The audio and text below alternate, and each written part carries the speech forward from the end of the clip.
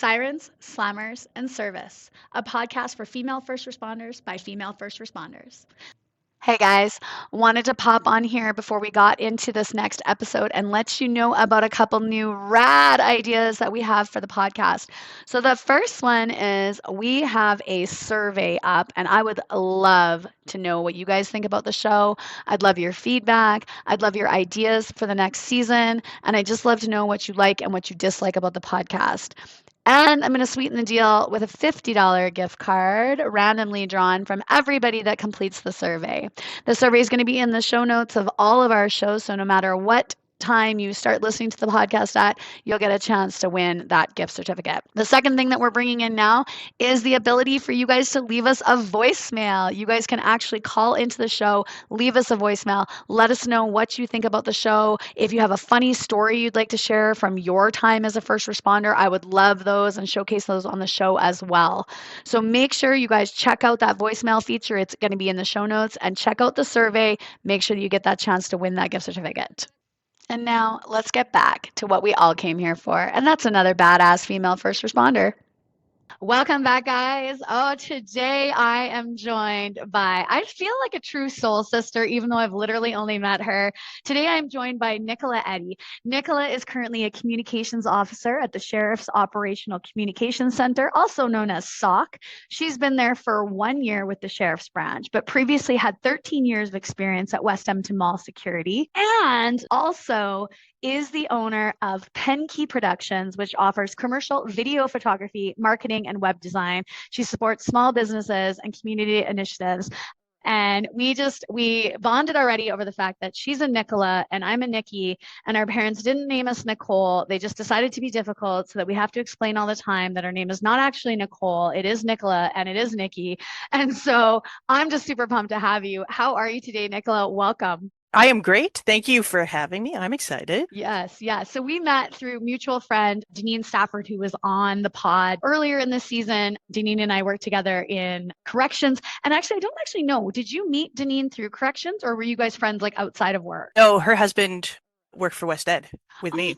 right. Yeah, Yes, so, of course. and then I kind of met Deneen because, again, just going to different events together, and they would always host waffle Sundays, right? So, and it was just kind of a great thing. Like, and this is the one thing that Deneen really didn't mention in her podcast, and I think she forgets about, but she collects people, right? Yes. She's always had that house that like the broken and the angry or the hurt always end up at, right? Like the woman should have just gotten a psychology degree and just been done with that and gone down that road. But Yes.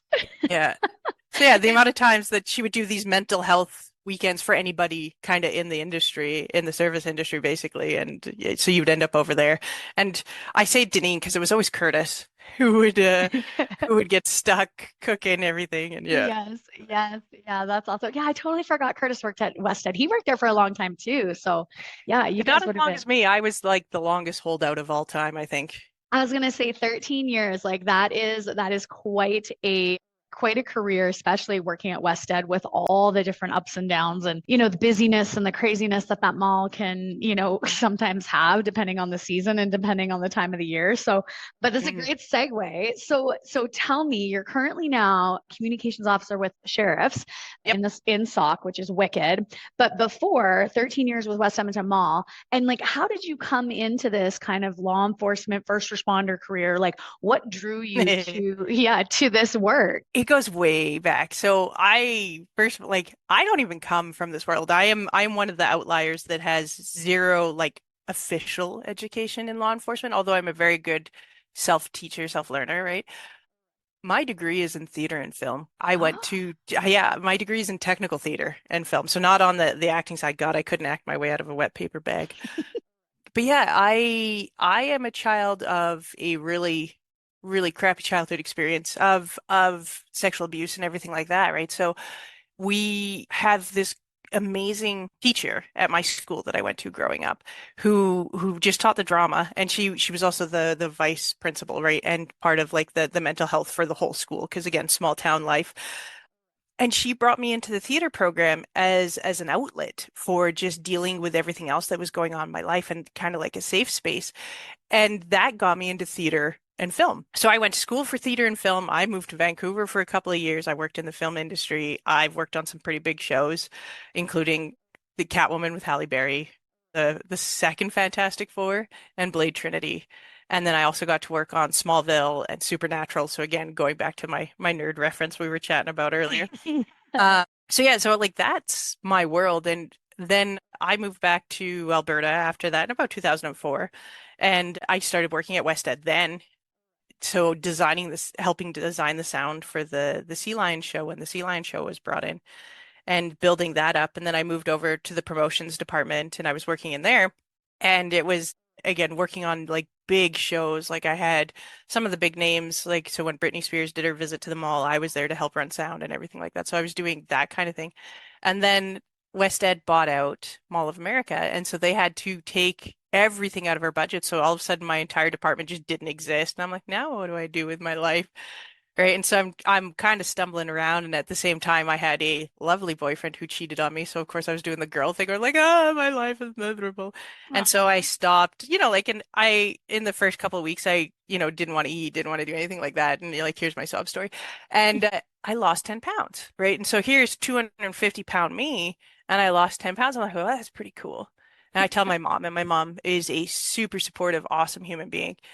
And so she signed me up. I don't know if this was a good thing now that I look back at it, but she signed me up at a gym with a trainer. And Mhm. all of a sudden I go down to being this 160-pound svelte version of me and loved it, right? Like I love the lifting and the fitness and everything else like that. And I was like, man, like what if I always wanted to do if I was a healthier person? And one of my girlfriends at the time, she's like, hey, I need you to come with this thing to me. And I'm like, okay, right, I'll be the supportive friend. And next thing I know, I'm at one of the women in policing, one of the first women in policing recruiting sessions with Edmonton Police. And I was just like, that was the moment. I'm like, yep, th this is where I belong. There was something like it just clicked. Like, Yes. like when something just fits, right? And it's just like, this is like what they're saying is kind of the person that I've always been, right? Mhm. I've always been from, I don't know, from the time that like going back even to when I was like 6, always just like, these are the rules, right? And I Mhm. like to follow them. And like one of the things I always love is when I'm doing like my backgrounds when I was trying to get on with the police and everything like that. And they're like, have you ever stolen anything? And I'm like, nope, not a thing in my life. I've never stolen anything because and I think some of that also comes back to my grandfather that we were talking about earlier that has this degree in Shakespeare. And he would always read me all these stories about knights in shining armor and just that integrity that they have.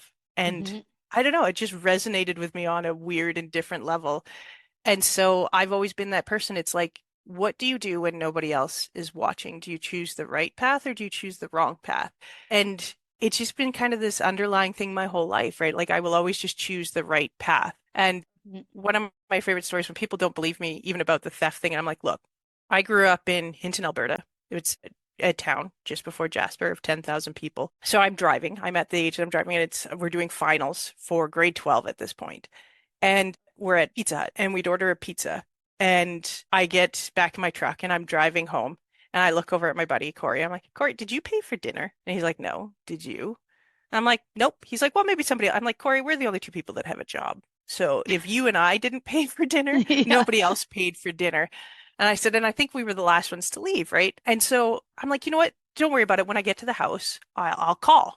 And again, so dating and aging myself a little bit, pre-cell phone life, right? Yeah. And so we're driving out, and I was staying in Brule with my aunt at this point, and it's a 45-minute drive out of town. And so I'm driving out, and I get three-quarters of the way, and some idiot had hit one of the power poles, which is also the telephone lines, on our way out. And, the police are all there. I'm like, ah, damn it. So, and I'm like, oh, maybe the phones are still. We get out to the house. Sure enough, the phones are down. So I got back into my truck, and I drove all the way back into town to pay for dinner. Right. Oh. Right. And like that's just been who I am, right? So here I am at Yeah.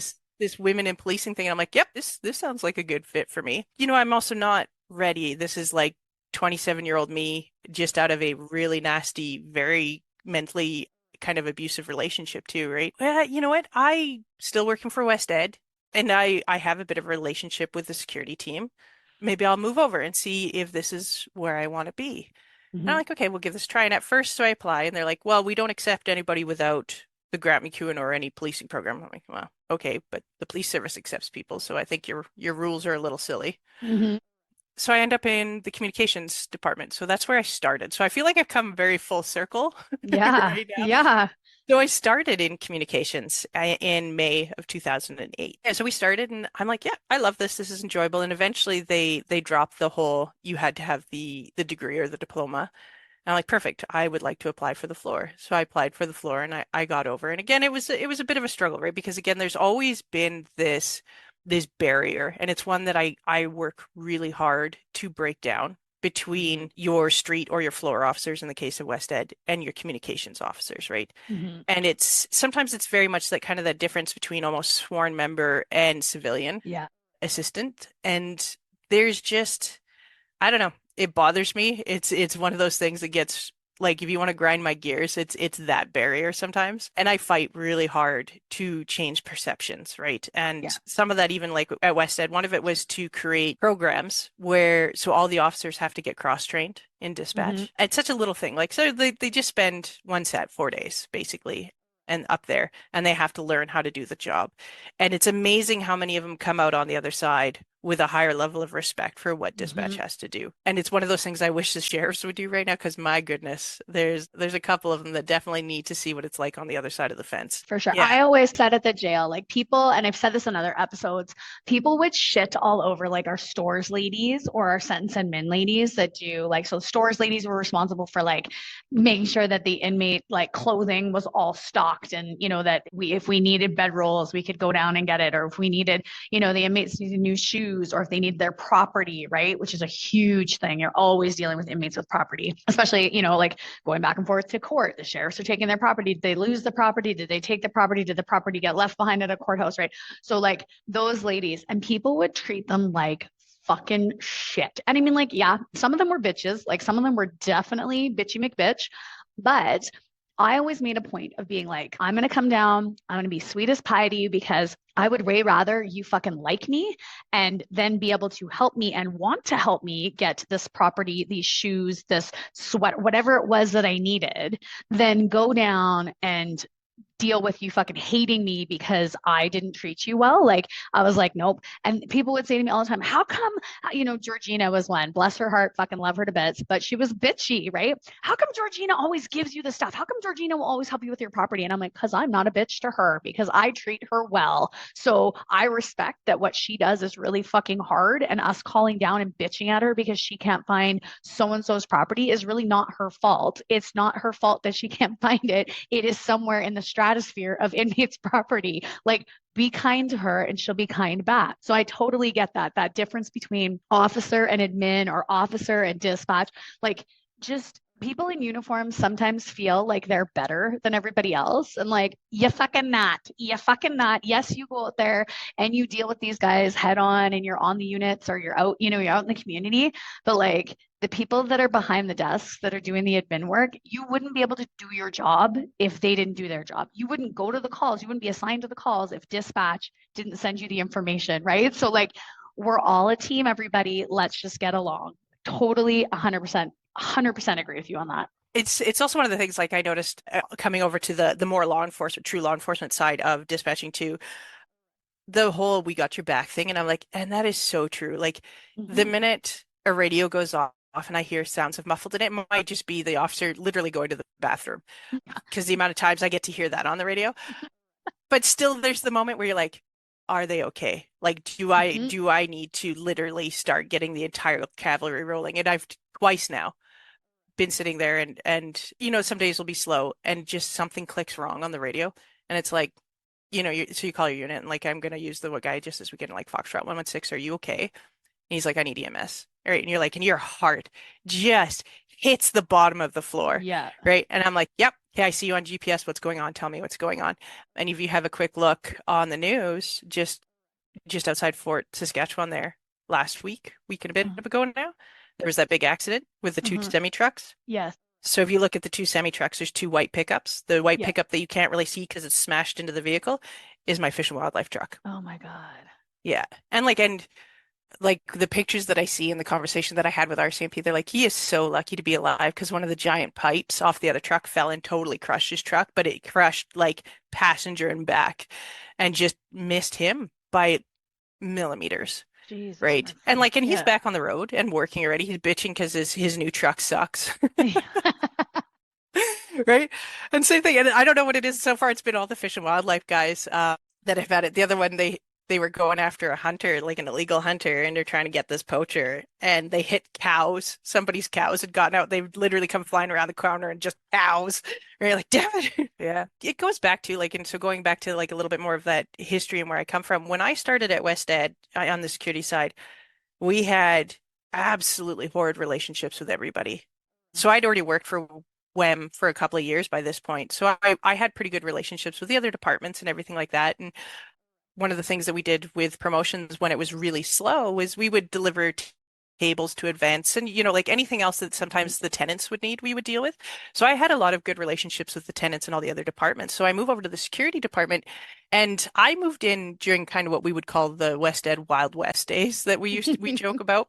And just again the way the department was run at the time and just again the quality of officer they used to hire was very much that bouncer mentality, right? Mhm. And I wouldn't say that they were truly officers then, and I would say they are now. Yeah. Although I've been gone for almost 4 years, so it's hard to say. But yeah, it was pretty bad. Like we weren't even allowed. So there was the Summerlee police station inside the mall, Mhm. and my officers weren't even allowed in there. They had burned the bridges with EPS in Summerlee so bad up to this Wow. point that working for West Ed was almost a guaranteed deferral from EPS, Mhm. Oh my right? God. Oh yeah, like and it was to the point where most everybody would apply for RCMP because again, we didn't have that same relationship. It was so bad.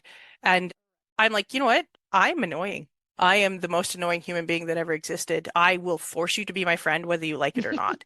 Yeah. And so, because I'd already done dispatch, and we used to get all the lost and found would get dropped off in dispatch, and then once a day we would take it over to Summerlee and we'd hand it in. And so I'd already kind of had a bit of a relationship with one of the gentlemen that was on the front desk, and his name is Brian Toner, an absolutely beauty of a human being that had Mhm. screwed up and got like he was basically grounded to desk for the rest of his career, the poor guy.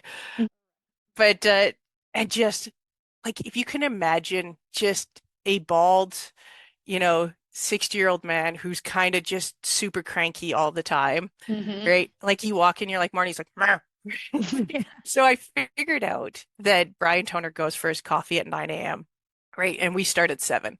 So if I get into the Tim Hortons lineup right when they open at 8, and I can get his coffee, and then I can take the lost and found over, if I show up with a coffee, he's in a better mood, right? Mhm. And that was the start of it, right? Like I just schmoozed with Brian Toner, and right again, one day I go in and he's got a bird, like not like a little bird. We're talking full on macaw parrot sitting on the back of his chair, right? And it's just like I'm like only in West Ed, man, right? Like it's one of those things.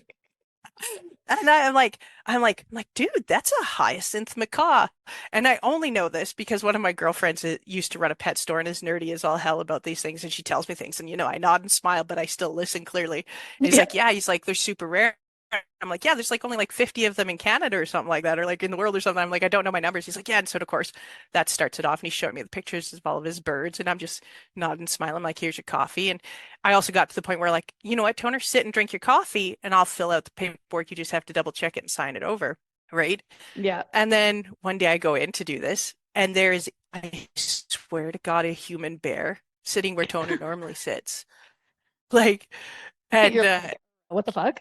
uh, yeah, like, and just like this man is probably wider than I am tall, just a beefy human being. And it's like one of those where you walk in and you're like, oh, what did I walk into? Right? Like, Mhm. and I'm like, hi, you're not Toner. Do you like coffee? Right? Because I have Toner's coffee. And he's like, no, I don't. And he's got this heavy kind of Russian border accent. I'm like, oh, I'm in trouble. Yeah. I'm like, I've made a mistake. And and he's like, no, I'm Rob Pinter. And I'm like, okay. And so sure enough, I'm like, well, I just brought the last fine. And I reach over, I grab the clipboard. I'm like, you just sit there, enjoy this coffee sort of thing. And this guy comes in and he wrecked his car. And of course, because some really like they do the whole like the reporting at the time. And so he goes out and while I'm doing this, like 6 other people walk into the Summerlee police station. I'm like, ah, right. I'm like, I'm not a police officer. I'm just security officer. But let's see if I can fix your problem. And in the end, I ended up sending them all to West Div because what they needed to deal with needed to be dealt with at West Div and not with Summerley. So I come back and I report to Pinter. He's like, "Oh, we're friends." I'm like, "Okay, cool." He's Yeah. like, "The minute you make less work for me, we're friends." I'm like, "Oh, good, good, good." Right. And so that Yeah. was like kind of the start of it, right? Like, and so I made friends with Pinter and Toner, and just again, same thing. I just weaseled my way in, right? And just talking and being social, the social beauty that I am. And same with the tenants, right? Like we weren't allowed in supply sergeant, right? I'm so Hmm. sad that store is gone, but same thing. Like we burned that relationship so bad. And I knew Ida from my promotion days. So, I'd walk in, I'm like, Ida, like let's fix this relationship. What do we need to do to fix this relationship? And sometimes I'm a very brunt and forward person, right? I'm like, yeah, I realize something is wrong. Let's fix it, right? And Hmm. I would say I'm a chronic problem solver. Like if there is something broken, my brain cannot handle walking away from it, right? Hmm. Like I am that person that I'm like, oh no, I must fix this thing. And there's so many times where, especially in this industry, you can't, right? Yeah, so that was kind of the beginning of my career there. And again, just making friends and weaseling my way in until people are like, okay, yeah, we don't mind you. You can stay. I'm like, yeah, excellent. And same thing, and changing perceptions. I think that's been my biggest thing my whole life, right? Is just, and especially my career, is always forcing people to stop and think and change their perceptions of things, right? And a lot of the time that needs to come through and from communication, right? And so maybe Hmm. that's why I'm a communication officer now, right? Yeah, yeah. Right? I was just gonna say, like, during your time at West Ed, like, did you find like over that time period that eventually those relationships were repaired, or like, they did shift and that there was kind of that change? 100%. Yeah, 100%. Like, so when I left, the joke is we are now EPS's farm team, right? And totally. they did, right? Like the relationship got so well repaired, like to the point where the recruiting officers would go for coffee with me on the regular. Like, and so, and especially when somebody would move into recruiting, they'd be like, yeah, you need to, like, if you're looking at some of the WEMSEC peeps, you need to go and visit and hang out with Nikki and such like that. And I'm like, yeah, cool. And so yeah, so like that relationship was huge. The relationship with Summerly when I left was beautiful. I mean, they kind of closed down the community centers, which is sad. I think and I get it, like on a budget perspective, it's hard to run all these little satellite stations. Hmm. I think that on a community policing thing, they still have a value to them, but Hmm. that's me, right? I'm Yeah. not the one in charge of VPS's budget, so I can't say. But yeah, our relationship in the end, like we used to be able to walk right into the back of Summerley in the end. Like we just walk, knock on the door, and then you go, right? Like, and it's like Hmm. that relationship was so beautiful by the time we were done. And it gave us a lot of really awesome opportunities. We did a lot of really good training with EPS in the end. Like, so we got to do they made and created a little pared down surveillance course for us. So like some of our guys got to go through and learn surveillance. Um, and everything. And they would teach us a pared down version of their enforcement biking course, their bicycle Hmm. course and such like that. So yeah, so we got some really awesome opportunities and learning and just relationships, right? Like some of my lifelong friends now are also EPS members because of it.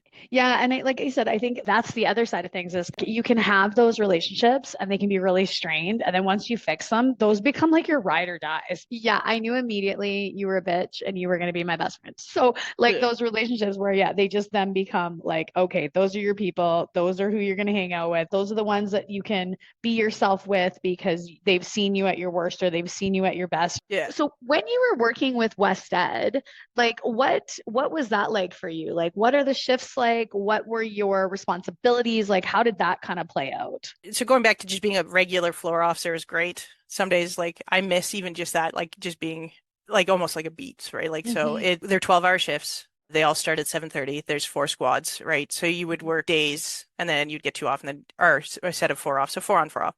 And then you work days again and then four off and then you'd kind of do a split and then you'd move into nights and it would kind of cycle that way.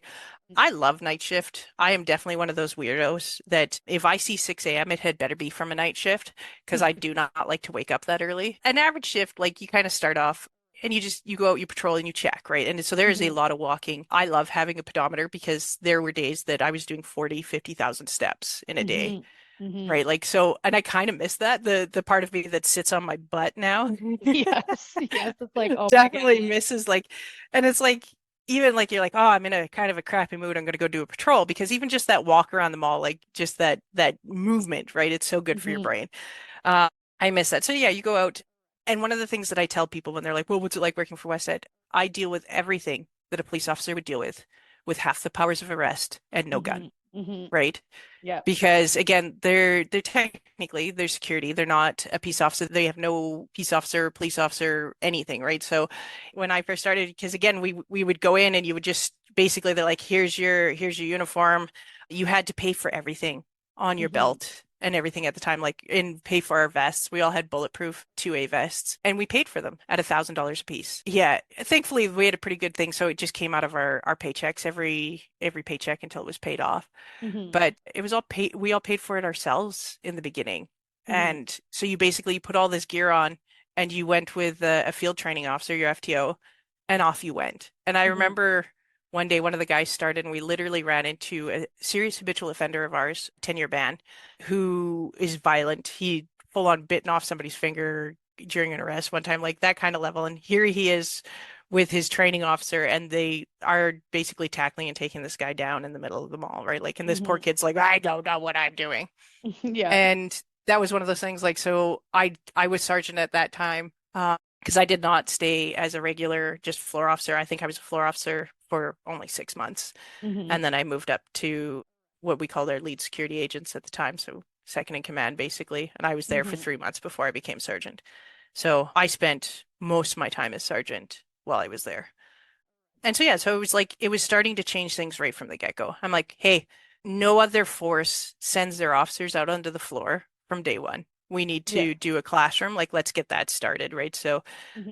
and I started the ball rolling on that, and eventually it got. We had one of our guys had gone on to EPS and he came back, and so he ended up being the training officer and still is to this Hmm. day the training officer over there. He created a phenomenal program. So it's the same thing. So now you spend like a month and a bit in class before you ever go on the floor. So learning, and you have to do your control tactics course before you go on the floor now. Right. And I'm like, thank you. Awesome. That's the way Yes. it should be.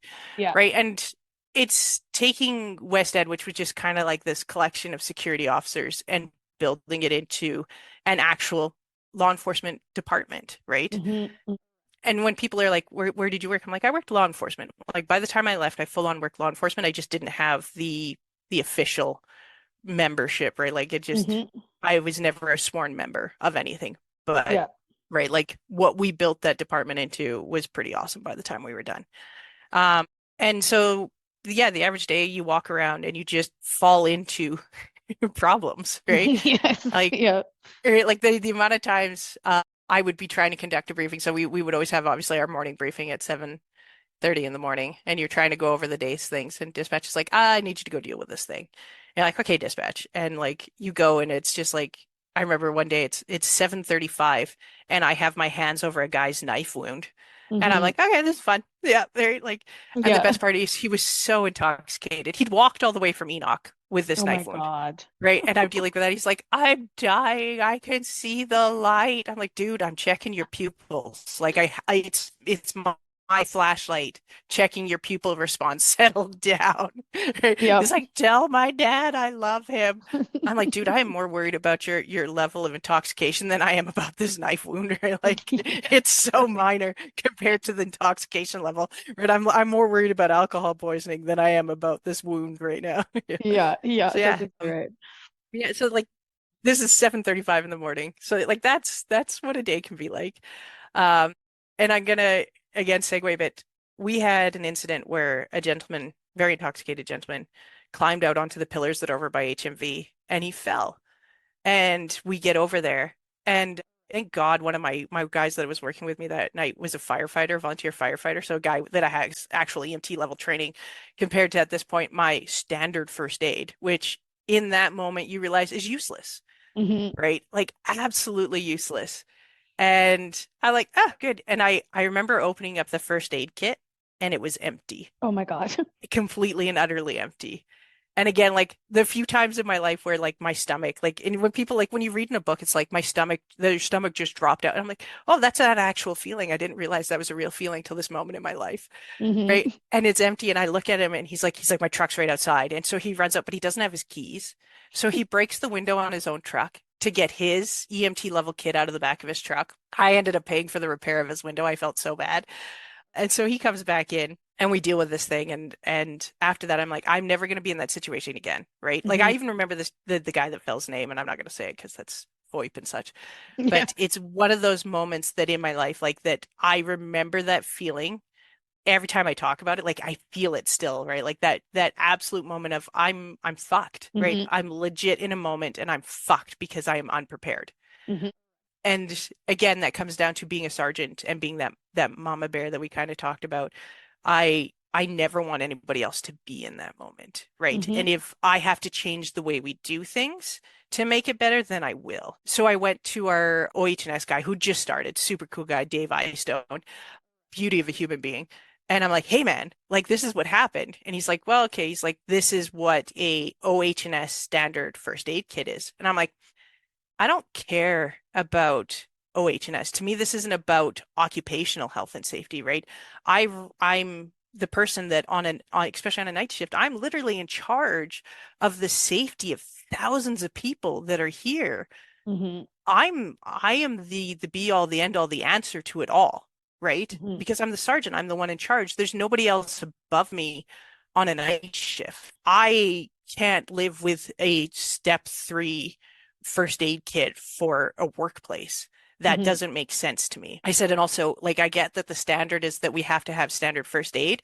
I said, it's not enough. What we deal with in a day, it's not enough. Like, how do we make that better? And I said, and I understand that's hard because to get your EMT in Alberta, like there's a level of schooling, there's a huge cost. Like even to just take the test at the time was like $1,000 just to basically be registered.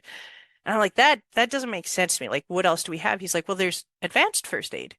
I'm like, okay, how long is that? He's like, well, it's an 80-hour course. It's basically your EMT course without Mhm. taking the provincial testing. I'm like, let's Yeah. do that. I'm like, let's do that. And he's like, okay. And he's like, it's not cheap. I'm like, I don't care. Like, let's whatever I have to do to make this a case, then let's do that. And so I spent hours like researching and showing the level of medicals that we deal with on a daily basis. And so we had 2 squads. So at that time, when I started, we were squads of 4. And when I left, we were up to squads of 12. And the other side of that, like when I also started, women weren't really accepted in our department. Like Mhm.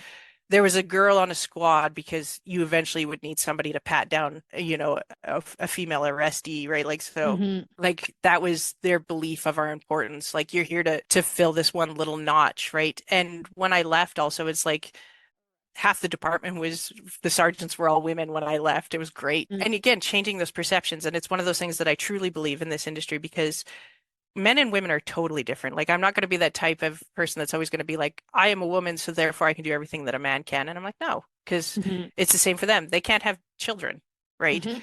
Where my male officers end, I begin, right? And we are a complement to each other, Mhm. right? And that's something I truly believe in. And right, so believing that there's that complement and we work together as a team, right? Because there's situations that I can go into as a woman that a male officer can't deal with, right? Like the amount of times I've walked into, especially when dealing with people with mental illness, and they just see another male officer and they're getting all upset, and you can see it, like their shoulders are going up and they're getting Mhm. frustrated, and you can see it. And I walk in and just with a bit of a motherly tone, diffuse the entire situation, Yeah. right? Yeah. The amount of times I've full on taken somebody, just grab their hand. I'm like, come on, my friend, we're gonna go into the back of this ambulance and I'm gonna get you some help, okay? Mhm. Right? And like my male officers return to me and be like, how? And I'm like, sometimes mom instinct just is mom instinct, right? Mhm. Right?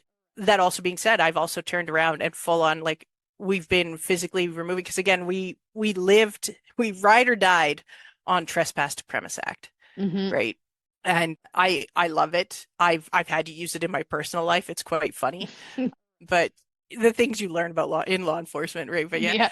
So yeah, so a lot of the time, especially when you have very intoxicated people that we don't have the powers to arrest them, you remove them from the property, right? So you Mhm. escort them off the property, you tell a cab to come get them from the curb kind of deal, and you keep an eye on them, right? Like we never really just threw people off and walked away, right? It might look like we do, but I mean, the thousand cameras that are in that mall, trust me, Yeah. we're watching your every move. I can't go to that mall now without somebody eventually texting me like, "I found you." Like, and I go to tell them I'm there. And I literally the other day, I went to go get shoes and I'm walking, and all of a sudden I get a picture of myself texted to my phone. I'm like, "Hi, friends, how's it going?" Right? And again, I've been gone for 4 years, right? So yeah, so it's the same thing. Like, so you escort these people off the property, and you a lot of the time you had to physically remove them from the property. And then they come back, and you're like, cool, now you're mine. Like now you're under Mhm. arrest for trespassing, and away you go. Right. But the amount of times that you'd be escorting one person off, and I always remember this one guy, I had two of the rookies ended up with me in a night. I don't know how it happened. They got just abandoned by their FTOs because sometimes on a bar night it would get crazy. We'd had full on like borderline riots on some of those bar nights back in the day, Mhm. especially industry nights, and it would get crazy on Bourbon Street. And you would just be like, you would have one arrest right after the other. And the amount of times you're physically removing somebody off the property so they don't drink and drive. Right? Mhm. Like you literally like you're watching this guy stumble to his car and you're like, nope, sorry, escorting you off Yeah. the property. You can call a cab from here. And then they try to go back to the car and you're like, well, now you're gonna go sit in my cells. So yeah, so like that's a decent night. But I always remember, so I have these two rookies and four of my guys have now escorted three gentlemen off the property. And their one friend that's been cooperative, and I've been trying to get him in the cab to just grab the cab and go pick them up on the corner. And he starts running down the street, and I remember turning around. I'm like, "You get your ass in that cab right now!" And my two rookies are like, "Yes, ma'am, I'll go in the cab too." They're like, Oh they're my like, they're God. like, they're like, I've never been more scared of a human being in my life. And I'm like, Yeah. he's like, I heard my mom in the back of my head. He's like, I thought I was gonna get my ass tanned, and I'm like, yeah, I mean, probably would have happened eventually, right? Again, So funny. I'm 5'9", but sometimes like again, some of these guys we hire, they're all taller than me, right? And that just there was sometimes when that mom voice would come out, they'd be like, yes, ma'am, absolutely, ma'am. I don't, yep, whatever. Yeah, It is yeah, totally true. It's totally true. The mom voice, because I used to do it with inmates too, is, like you would get in there and they would be more like ashamed and disappointed with like the mom voice than you were if you were like yelling at them, like mad. Like if I would go in and be like, guys, really? Like, really? Really? Like I left last night and you said you weren't going to do anything. And here I come in on day shift. And what do I read in the shift report? But you two decided to take it upon yourself, right? And then you just like, and they would just both be standing there like, oh, fuck. And they'd be like, sorry, Miss T. I'm like, yeah, because I am fucking disappointed. I am fucking disappointed. I left you. I gave you options and you chose not to take them. And they're like, oh, we're really yeah. sorry. Like, so we'll make it up to you, Miss T. Like, we promise we'll clean extra. And I'm like, nope. Nope, that's it. You guys are done. You're done. You're out. You're out of my books. You're gone. See you later. And then like the hope for the next week to be like, hi, Miss T. How's your day so far? Just trying to suck up and make it up to me. But it's totally true. The mom voice, the mom like treatment, or like when they were being little shitheads, and you could be like, are you seriously acting like a 3-year-old right now? Are you seriously having a temper tantrum? Like, I don't fucking Yeah. think so. You need to go and have a timeout. Yes, I just gave you a timeout. You know where your timeout's going to be. Your timeout is in your cell. So off you fucking go. And they'd be like, like, and then they'd stomp up the stairs like a child, ready to go in their cell. And then an hour later, they would come out and they'd be like, yeah, okay, I feel better, Miss T. Hi. I'm like, yeah, you see, you just needed a little timeout. You just needed a little bit of a Yeah, break. did you need a nap? Yeah. Like, were you hungry? Did you need to eat and drink some water? Yes. Like, That's what law enforcement is, though. It yes. is adult babysitting on a bar night. But yeah, like a day shift is mostly shopliftings, your domestics, right? Like, and to me, domestics, again, like if you want to go back, my childhood trauma and history. So my abuser was my uncle, and he eventually beat my aunt to death and then threatened to come and get me and my sister because I'd already reported his sexual abuse and everything at this point. So he was forced to do certain therapies and such. And like, so I started becoming in his little victim mentality world.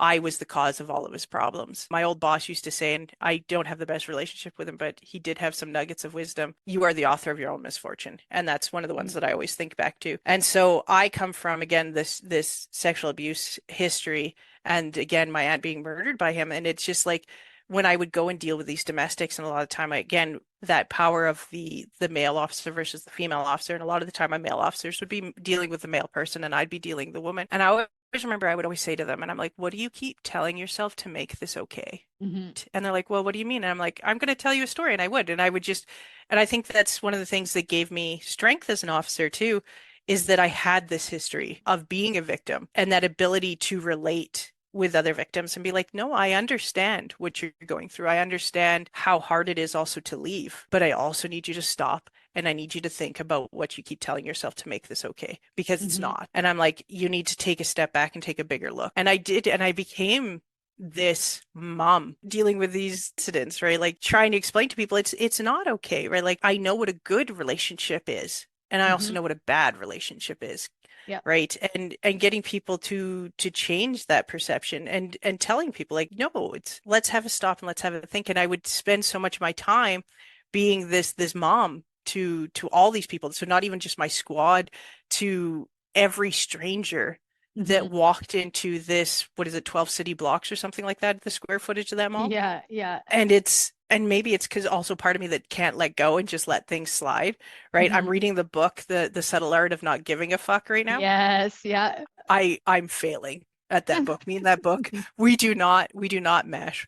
I'm like, I appreciate what you're trying to tell me to do here, friend, Yeah. but I am not good at that, right? Like I am very much that all-seeing, overseeing, must be involved in all the things. Yeah. And West Ed was very much like that for me, right? Like, so I would be, there were the amount of people that, again, so Chris started working for the security department and then he was the staff sergeant in charge of communications. And when we got married, the amount of people that are like, are you going to have kids? I'm like, I already have 1,000 of them. Why do I need an actual child? Right? Yeah. Like I'm already a mother to 70 some odd human beings on a daily basis. Like the amount of people that would call me at home on my days off and be Hmm. like, Sarge, I'm like, what? And they're like, this thing happened, right? And they would tell me their problems. Like I remember one guy called me, he's like, hey, and he'd moved into a house with 4 or 5 of the other officers that worked at West Ed. He's like, our power got cut off. I'm like, well, did you set it up when you guys moved in? You've been there for 2 months. No. I'm like, well, yeah, so nobody's been paying the bill. They got cut off. He's like, who do I call for that? Right? Right? And you can't You're say like, things. It's like, I'm like, okay, here's the number. Call this person. This is how you set it up. You're gonna need this kind of identification. Like, or say things. It's like it would be 3 o'clock in the morning, and the amount of times I'd get this phone call, and I don't wake up. Sarge, yeah, I'm really drunk and I need a ride home. Yep, like, okay, I'm on my way. Just stay there. I got in a fight in the bar. Do you think I'm gonna get a deferral? Yeah, probably. yep. But we'll deal with that when that comes around, right? Like, Yeah. Yeah. yeah, even little things like you'd get these guys coming in and they'd walk by, you're like, "Whoo, buddy, you stink." Pull them aside, and I'm like, "How are you doing your laundry? Like, what are you washing? How often are you like?" And it would get right down to you'd get these 18, 19-year-old boys that would come in, and it's their first time in the real world, right? Like Hmm. they've gone to college and they lived at home, and now like some of them are starting to move out because they have decent income, and they're living on their own. And they're like, "I don't know how to use the washing machine," and I'm like, "Oh my God," or like, Yeah. yeah, and just, but it would also go to all the people that would come in too, right? Like I would just, you would have these moments and just taking the time to take care of my people, right? And I think that to me is the core of community policing too, right? Hmm. It's realizing that, and it's one of the things that I see wrong a lot of the time with the American policing style. I'm not above the people. Hmm. I'm here to work and protect the people, Hmm. and I'm a part of that community. And it's one of the ththings I love about a lot of the policing recruitment is that they require you to do the volunteering. Hmm. And I would get these young baby officers that would come to me and they're like, "Oh, maybe I'll go volunteer here." And I'm like, "But how does that benefit your community?" Right? Like Hmm. that's what they're looking for. And it's even if it's you find your own special way, like we created WEMSEC Fitness while I was there. So because everybody would be like, "Oh, the security officers are all fit." Well, yeah, we have to be. And all the departments were like, "I wish I could be fit like that." I'm like, "Okay, you know what? Tuesday, Thursday nights, one of the security officers will be running a fitness course."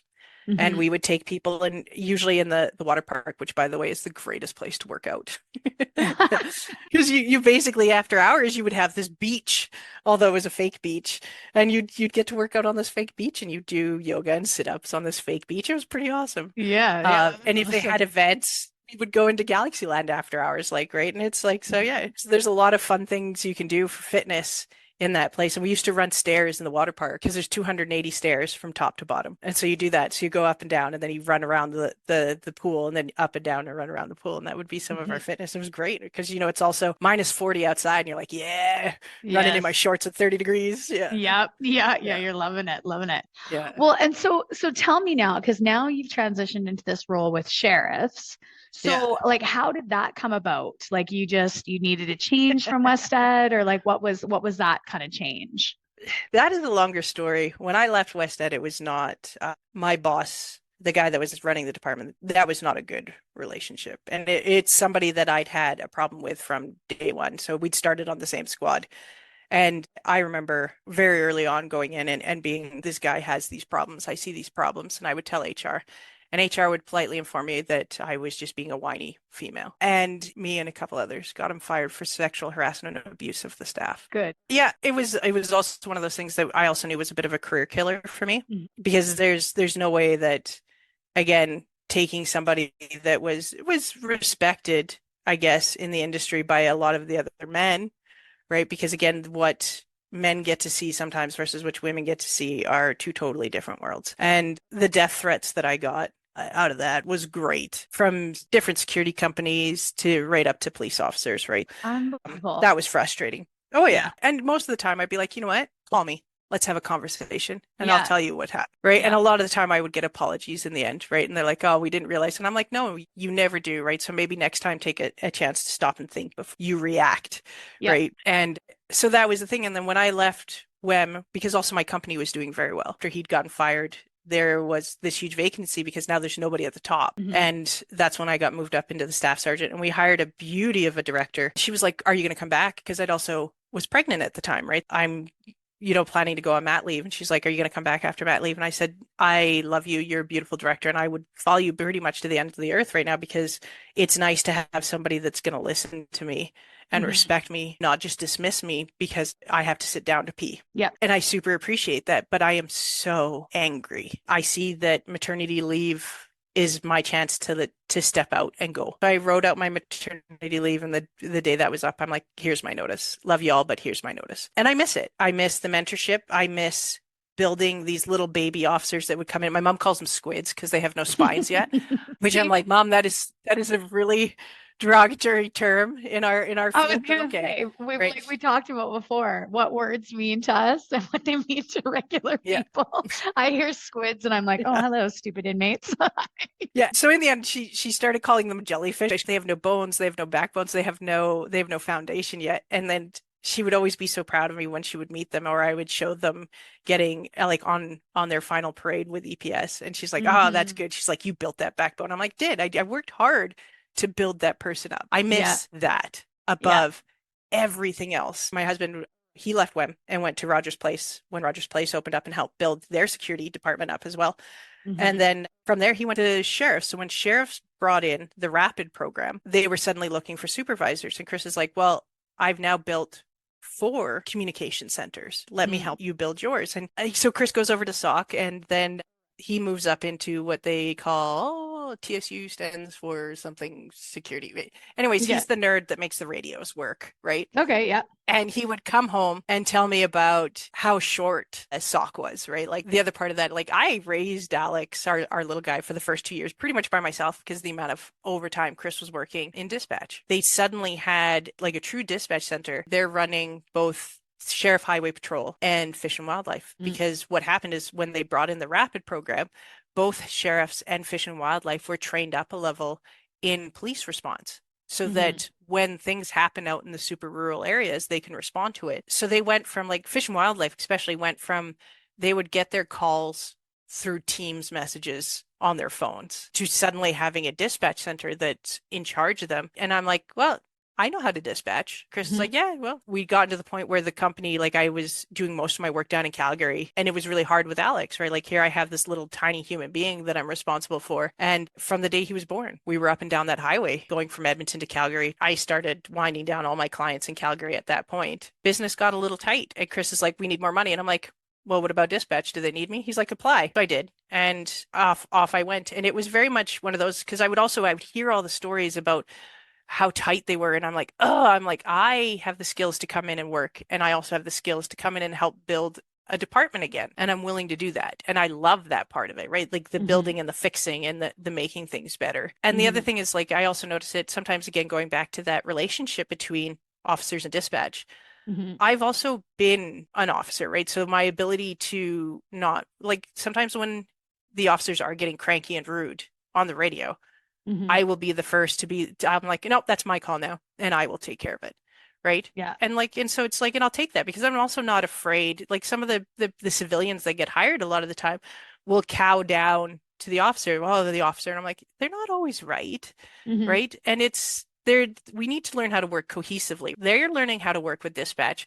We're learning how to be a dispatch for an actual police force because you've Mhm. seen that they are moving towards changing sheriffs over from peace officers to police officers Mhm. and changing what we deal with, right? And I know a lot of the people in the province are like, oh, we don't really need a provincial police force. I'm the one that sees what they deal with every day, and I disagree. Mhm. Right. I think moving them up to police officers is a smart choice, and I think that it will be beneficial for Alberta. I don't envy the amount of money that it's going to cost. Mhm. Um, right. And just the amount of work that it's going to be, but it is going to be in the long run, I think, beneficial to Alberta in our ability to respond to things because the RCMP are run so bare. Yeah. And I know there's always some of that bickering between different services. Sometimes they're like, like the amount of time, like, oh my God, Edmonton, or like, and if you're in Calgary, right? Like, and vice versa, like, oh my God, this Calgary officer did this. And it's like, yeah, but at the end of the day, what I see, and especially as a dispatcher, because you get to see bigger picture, Mhm. there are not enough of us to do the job. Yeah. Because when things go sideways, I'm scrambling to find somebody to get there. Mhm. And Mhm. that's what I get to see, right? And it's one of the things that I guess I enjoy about being also in dispatch, right? Is that overarching knowledge of what's going on, Yeah. right? And I think sheriffs is fun because it's an overarching knowledge of the province, Mhm. right? I also know where every injured deer is in this province at any given Yeah. time. Yeah. Yeah, really. So just because I know we're running kind of long on time, but I just want to kind of touch base with. So what was the recruiting process like to kind of move over into that communications officer role? Like, is there a test? Is there like background that you need to have? Like, is there experience or They're like interviews, things like that? Yeah, they're definitely looking for it's a lot more of a civilian hiring process. It's not as tough as because I'm pretty sure Marissa talked about the hiring process for sheriffs. It's not as strict as that. It's very much like you apply. They are looking for some form of experience. So they want either the communications program for one, Hmm. or some form of dispatching history. Because again, right, like if you don't understand what dispatch is, like it's really hard to come into that world. It's definitely like, and what people seem to think that dispatchers do, like I'm not an operator that just goes, oh yeah, I'll just transfer you over. No, like you're dealing with some nasty stuff sometimes. And Hmm. most of what we're dealing with there is highway patrol and the fish and wildlife calls. But again, like the fish and wildlife calls sometimes are so and so's been attacked by a cougar, right? Like Hmm. the little 7-year-old boy that was attacked by the cougar out by Rocky Mount.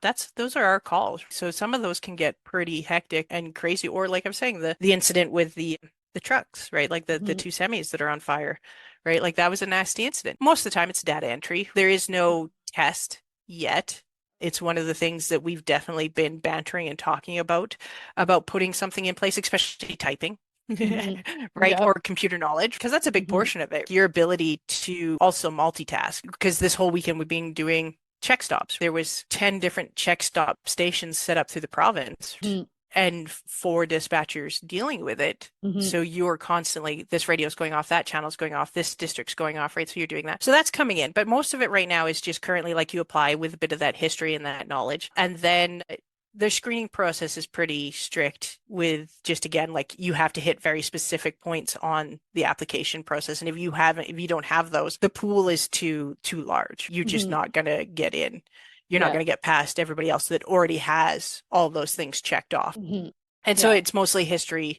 I think, and again, right now there's a talent pool set up for Hmm. a communications officer, so it's always open. You can apply at any time, but they so far have been hiring about every 6 months is when the next hiring group goes through. So yeah, so then there is the backgrounds, right? So you just again you go in, you go see the commissioners, they take your thumbprints, and then you just get the vulnerable sector checks, right? So pretty standard security, same, no different than getting to any security agency now. And then you go through a panel interview with pretty standard, I'd say, communications officers questions, right? Like usually starting with, are you willing to do shift work, right? Because a lot of the Hmm. time that's the biggest problem. Like people come in, are you willing to do shift work? Well, no, not really. Well, I'm sorry. Like we work through the night. Like it never turns off. This industry Exactly. never shuts down. We don't get to go to bed, right? Especially like it's Christmas Day and I'm at work, right? Yep. So if people can't handle that, then no, then this is not the industry for you. Do I think that dispatch is one of the greatest steps into this industry? Absolutely. Hmm. So people, especially anybody that's like kind of on the fence, they're like, I don't know if this is the world that I want to be in, right? Like, because you get some people that are like, I'm going to be a police officer, end of story, right? But you get some of them that have a little bit more inner reflection, they're like, you know what? I'm very interested, but I also have reservations. Maybe it is too much. Maybe I can't handle. Like I've never been in a situation like that. So some people don't necessarily know, and I think any form of communications officer is a great step into the world because it Hmm. gives you a great overview of what it's like. Yeah, that's Yeah. fantastic. And like you said, I think it's a good, and for those people that might not necessarily want that frontline role, right? They don't want to be in uniform, they don't want to be the boots on the ground, but they still want to be part of the world and they still want to have that impact and that ability to help and that ability to, be able to like coordinate with other law enforcement or first responder agencies. So yeah, I think that that communications role is a huge one. It's also a great one for somebody that needs to take a step away from those Yes. roles for a bit, Yes. right? Because like right now I have two EMS members, our Alberta Health Service members, two paramedics. Hmm. And you see like and sometimes the conversations you have and you watch the shadows behind their eyes and you're like, yeah, you need a break. You need to Yep. be here. Yep. Yeah, Yeah, 100%. totally true. Yeah. Okay, so I'm going to wrap up, but I love to ask some rapid fire questions because they're always fun and they're always good and they always kind of get a laugh. So, my first one always is what is your favorite food or snack to eat while you are on shift? So I've been listening obviously to your other podcasts and I've been Yeah. thinking about this. Like this has literally been bothering me. So right now in dispatch, honestly, it's grapes, which by the way are way too expensive right now because grapes are just again, right, that health journey and still staying on that health work. And I am looking to possibly run the pair again here and maybe go back onto the officer side here at Sheriffs. I mean, especially with all the opportunities that are coming down the pipeline with Sheriffs, the change that's coming there. Mhm. So for me, yeah, the healthy thing right now is grapes because especially when you're in dispatch, they're just these little nuggets of sweet awesomeness and they're not messy. Yep. Yep. But yeah, Absolutely. and I was trying to think back to what it was at West Ed, and I couldn't remember other than coffee. Like I am a true coffee addict. I think it was for me, it was always a caramel macchiato from Starbucks. If you ever wanted to bribe me to do anything, I will do a lot of things for a caramel macchiato from Starbucks. So yeah. What was yours? Like so I haven't gotten to the background. What was always your number one snack? Oh, that's you know what? Nobody's ever asked me that. That's hilarious. Yeah, I was always like a snacky person, like cheese and crackers, peanut butter toast person too. That's always a good go-to, like because you can make it in the middle of the night. It's carby, it's easy. You can eat it with one hand and still type a report. Like, yeah, that would be anything you can kind of eat with one hand would always be my go-to. So my next one is like being that you were Mama Bear and you were like the person that people could, you were kind of guiding these officers and stuff like that. What would be a piece of advice that you would give to somebody that's kind of looking to get into this career or looking to kind of either frontline or communication side of things? Make the friends, talk to the Yes. people, right? Like the film industry is huge for it. It's about who you know, not what you know, Mm-hmm. right? Mm-hmm. Or your education. A lot of the time, it's about who you know, because again, also in this industry, we kind of are a big family sometimes, right? And we Mm-hmm. will always kind of take that extra step out for somebody else in the industry, and that's it. Like if you want to be in this industry, make the friends or go volunteer or do anything like run with recruiters. But I also like because those little nuggets that they're of learning, right? And Yes. sometimes I don't know, I think we missed out on the master and the apprentice thing, right? Like the way we used to train people back in the day, there was always that master and that apprentice, right? And maybe I watched too much Star Wars too, right? But also like that ability for that mentor to be there, right? And like and make that friend with a police officer who's willing to be your mentor because some of them also need that fulfillment going backwards. Those relationships are huge. And Yes. the amount of times, even at like some of the darkest moments in my life, right, have been again just dealing with a really crappy situation from work. And I'm at I'm at the SPCA. My husband took me to the SPCA and they locked me in the room with the kittens to make me feel better.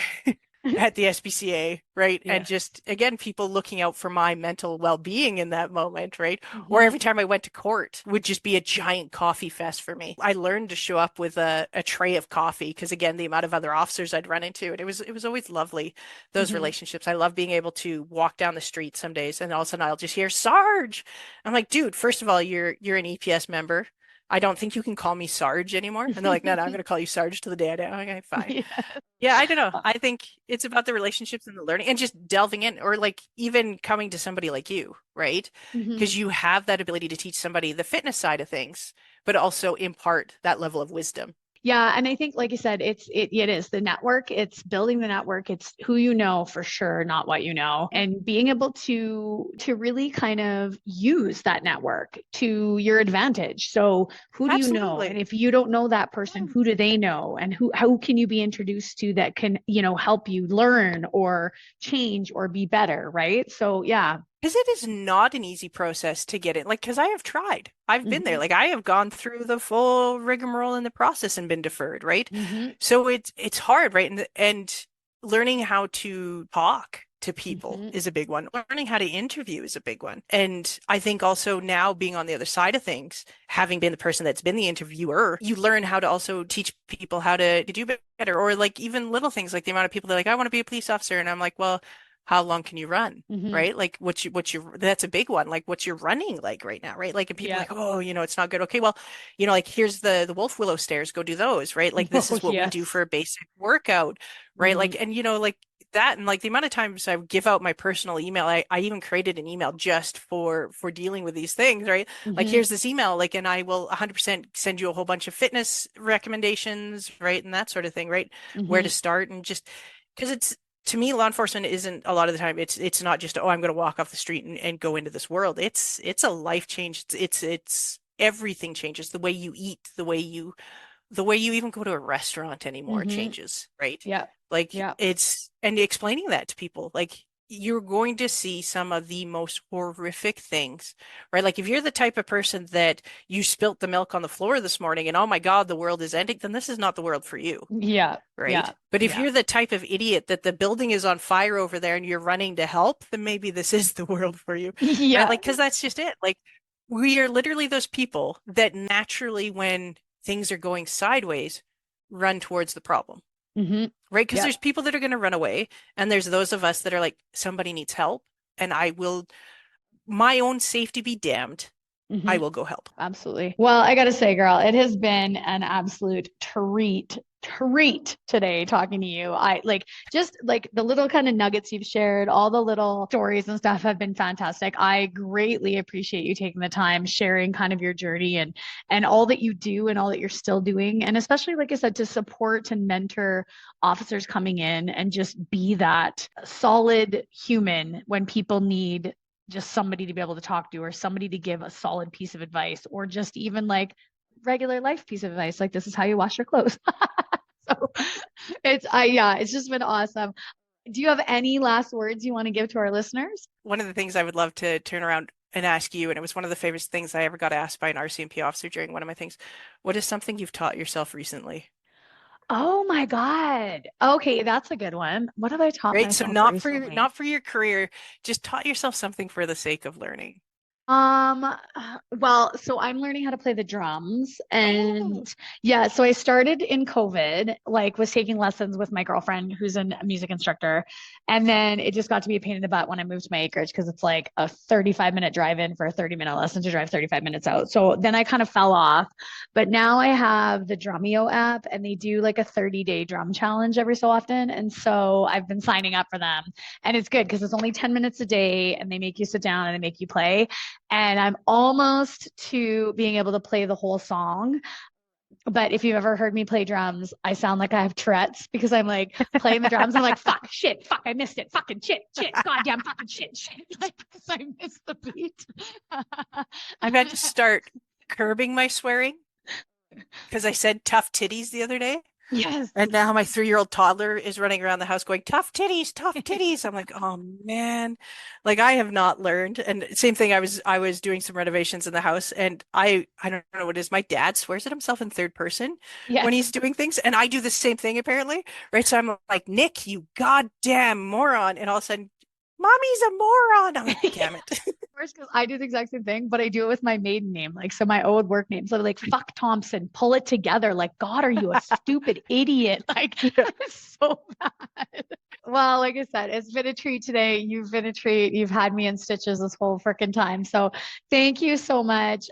Again, I look forward to meeting you in person. I keep saying this about all my podcast guests. I can't wait to actually meet people in person, be able to sit down, have a beer, have a coffee, chat, and catch up. But yeah, it's been a treat. So we'll sign off for today, guys. But tune in next week when we interview another freaking rad, badass female first responder.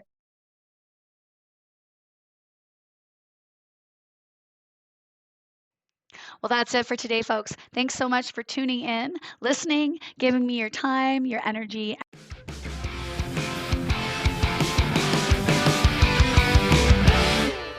and your attention. I completely appreciate it. Make sure you check out our next episode with another badass female first responder anywhere you get your favorite podcasts. And follow us on Instagram and Facebook at bluelinefitnesstesting.com. I hope you stay safe, keep your head on a swivel, and watch your six.